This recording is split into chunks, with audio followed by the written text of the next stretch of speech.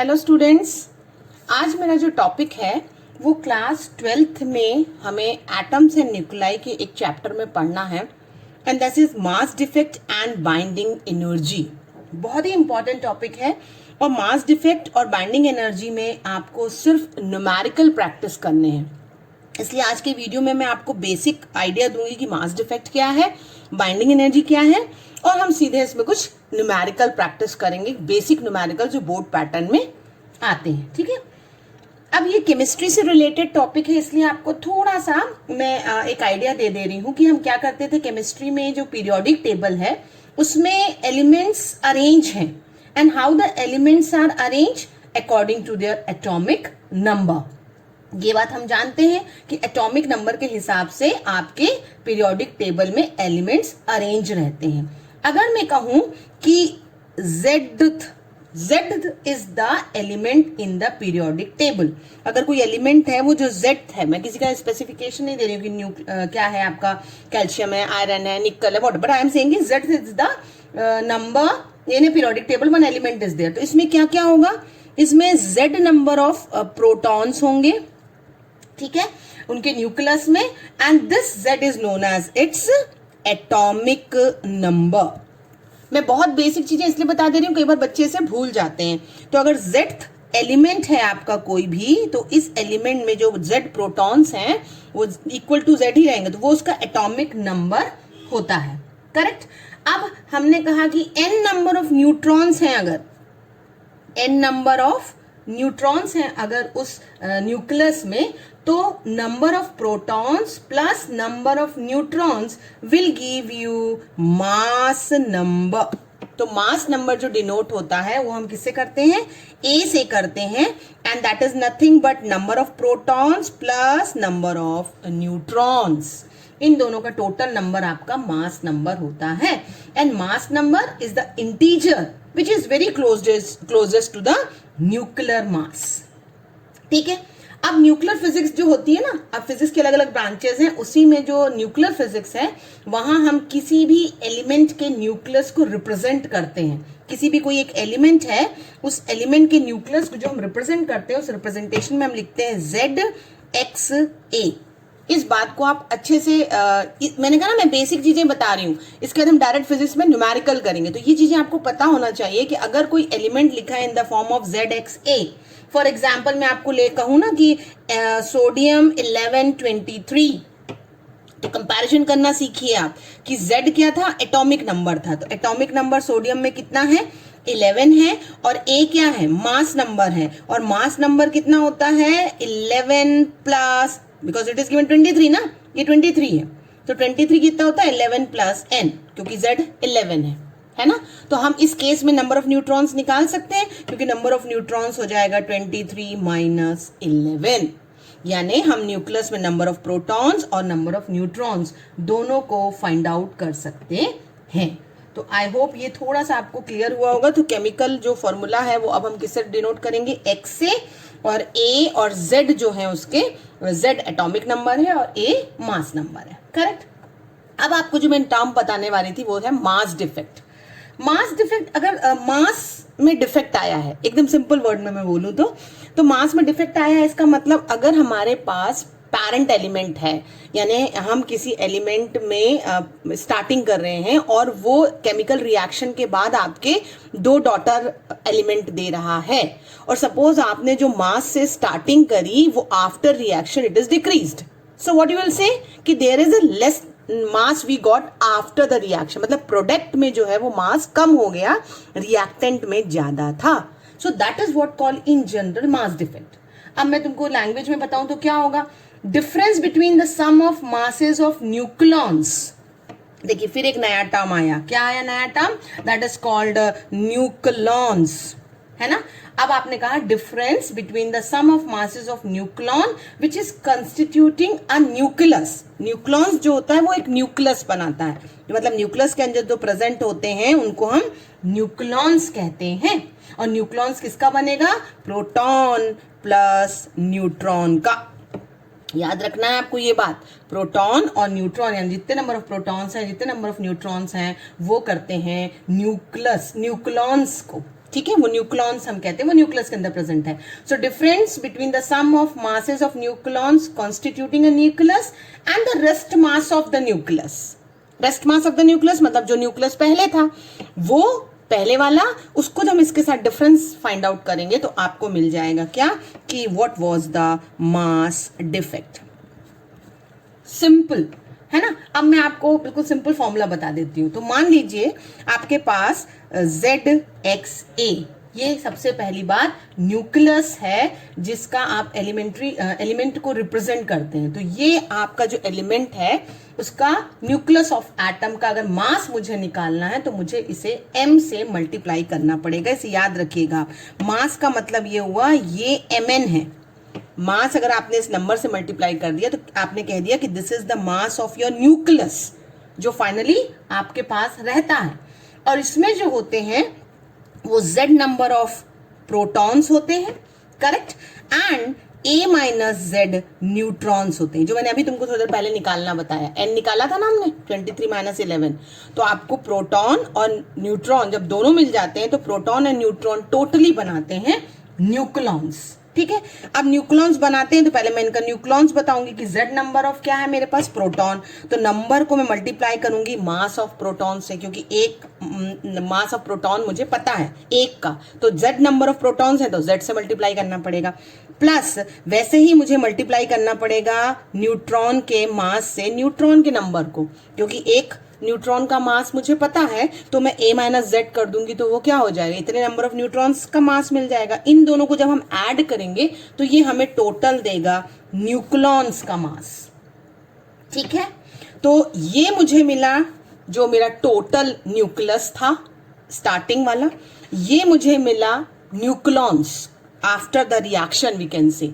तो simple definition मैंने कहा कि डिफरेंस मतलब किसका, जो न्यूक्लॉन्स का डिफरेंस है with the nucleus will give you the mass defect.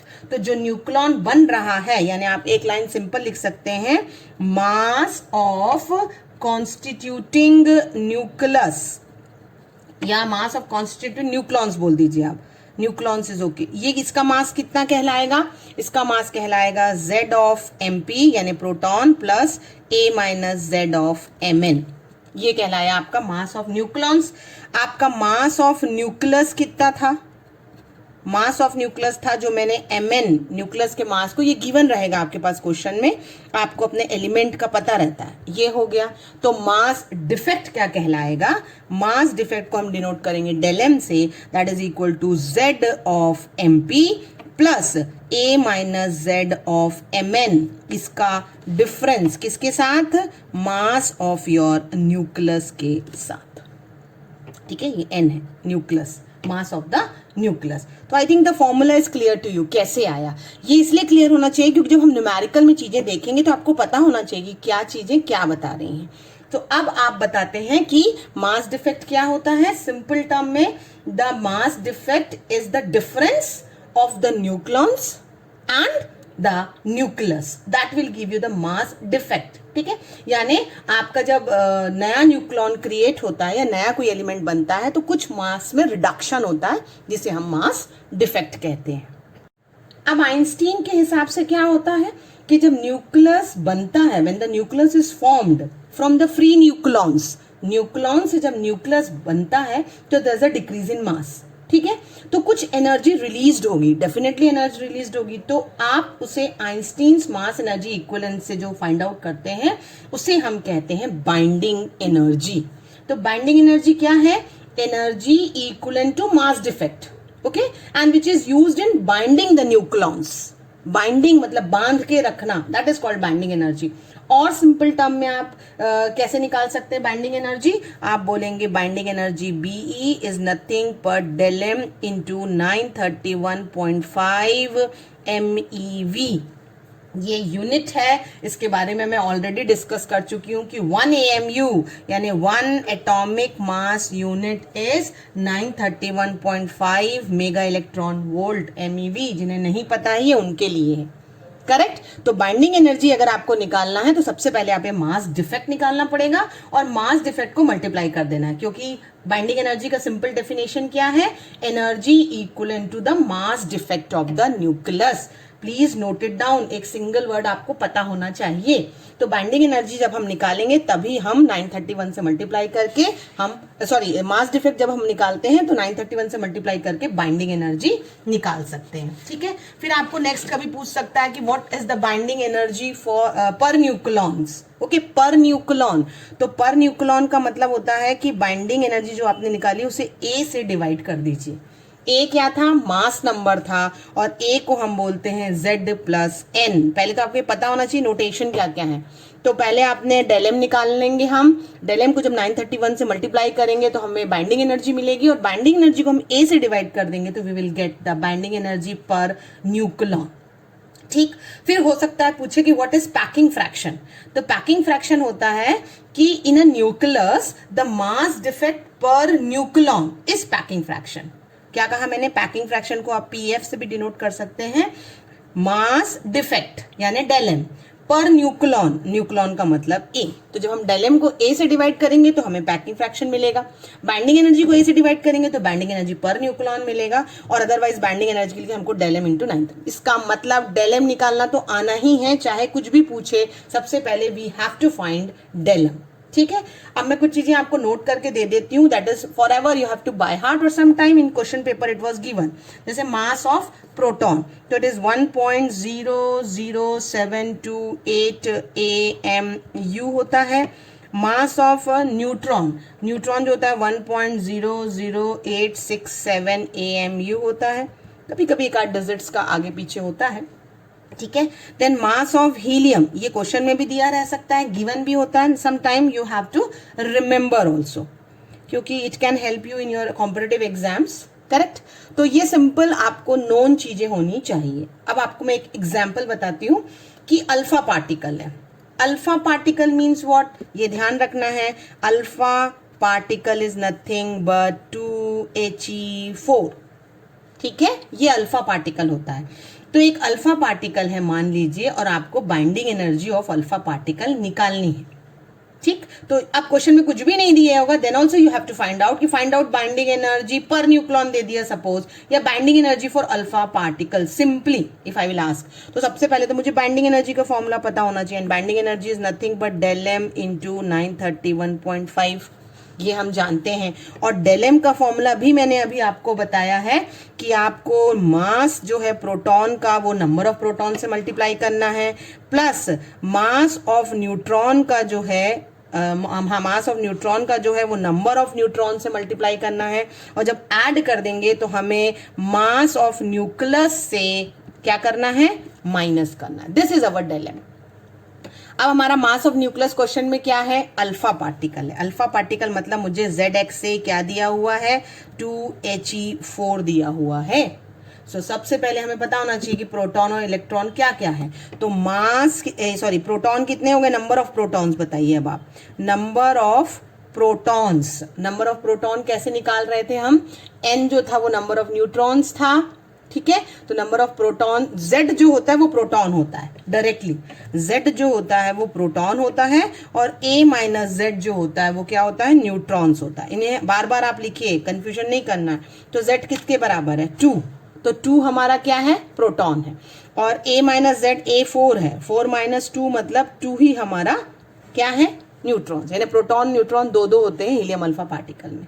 Correct, मैंने मास आपको अभी बताया था, mass of helium, mass of proton and mass of neutron. तो देखिए सिंपल सब्स्टिट्यूशन है फॉर्मूले में। डेलम क्या करेंगे हम, Z हमारे पास निकला है 2, मास ऑफ प्रोटॉन, तो मास ऑफ प्रोटॉन मैंने आपको बताया था, ब्रैकेट में लिख सकते हैं 1.00728, इसको मल्टीप्लाई करना पड़ेगा, प्लस हमें ऐड करना पड़ेगा नंबर ऑफ न्यूट्रॉन्स, 2 को मास ऑफ न्यूट्रॉन से मल्टीप्लाई करके 1.00867, ये हमारा जो होता है न्यूक्लियॉन्स का निकलता है जिसे हम ऐड करते हैं। ठीक है, डेलम यही था ना, देखिए फॉर्मूले में प्रोटॉन को नंबर ऑफ प्रोटॉन से और न्यूट्रॉन्स को नंबर ऑफ न्यूट्रॉन से मल्टीप्लाई करके ऐड करना है, and then I have to subtract the mass of your element. Mass of the element मतलब मास ऑफ द हीलियम, तो मास ऑफ द हीलियम मुझे दिया हुआ है कितना, 4.00150। तो जब हम इसे मल्टीप्लाई करेंगे, और पूरे डिजिट्स लिखिएगा, इसमें अप्रॉक्स मत लीजिएगा, केमिस्ट्री है ये। ठीक है, जब इसे हम कैलकुलेट करेंगे तो हमारा आंसर आता है 0.0304 AMU। करेक्ट। और 1 AMU जो होता है वो मैंने अभी आपको बताया 931.5 MeV होता है। तो हम जब बाइंडिंग एनर्जी निकालेंगे तो इसे हमें सिर्फ 931.5 MeV से मल्टीप्लाई कर देना है। That means 0.0304 into 931.5. Calculate when you will do it will be 28.32 MeV. This is how you have to calculate the binding energy and the mass defect. So I hope यहाँ तक clear हुआ होगा। इस video में आप इसे देख करके बनाइए। मेरा जो नेक्स्ट वीडियो अपलोड करूंगी मैं उसमें मैं आपको सारे एग्जाम्पल्स बताऊंगी बोर्ड पैटर्न के on binding energy and mass defect. Thank you.